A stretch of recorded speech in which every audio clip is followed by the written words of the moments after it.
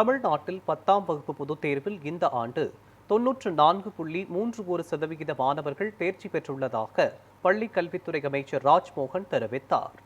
சென்னை அண்ணா நூற்றாண்டு நூலக வளாகத்தில் வைத்து 10ஆம் வகுப்பு பொதுத் தேர்வு முடிவுகளை அமைச்சர் ராஜ்மோகன் வெளியிட்டார். இந்த ஆண்டு 10ஆம் வகுப்பு பொதுத் தேர்வை மொத்தம் 8,70,643 மாணவர்கள் எழுதினர்.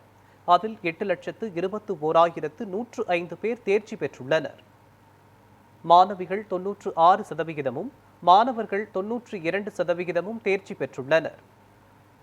மாணவர்களை விட 4.35% அதிகமாக மாணவிகள் தேர்ச்சி பெற்றுள்ளனர். கடந்த ஆண்டை விட இந்த ஆண்டு 51% அதிக தேர்ச்சி பதிவாகியுள்ளதாகவும் அவர் தெரிவித்தார்.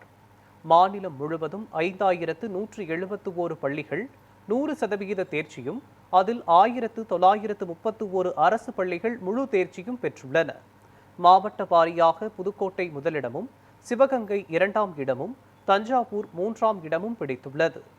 தொடர்ந்து பேசிய அமைச்சர் ராஜ்மோகன், கடந்த ஆட்சியில் பள்ளிக் கல்வித்துறையில் செயல்படுத்தப்பட்ட திட்டங்கள் அனைத்தும் தொடரும் என்று தெரிவித்தார். மேலும் தங்கள் அரசு எந்த வேற்றுமையும் பார்க்காமல் அனைவரையும் அரவணைக்கும் அரசாக இருக்கும் எனவும் உறுதியளித்தார். மொத்தம் தேர்ச்சி பெற்ற மாணாக்கர்களினுடைய எண்ணிக்கை 8,21,105 மாணாக்கர்கள் தேர்ச்சி பெற்றிருக்கிறாங்க.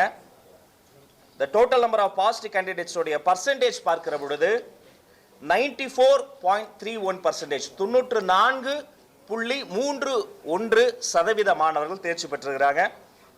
இதுல தேர்ச்சி பெற்ற மாணவியர்களினுடைய சதவீதம் பார்க்கிற பொழுது 96.47% மாணவிகள், அதாவது 4,19,891 மாணவியர்கள் தேர்ச்சி பெற்றிருக்கிறாங்க.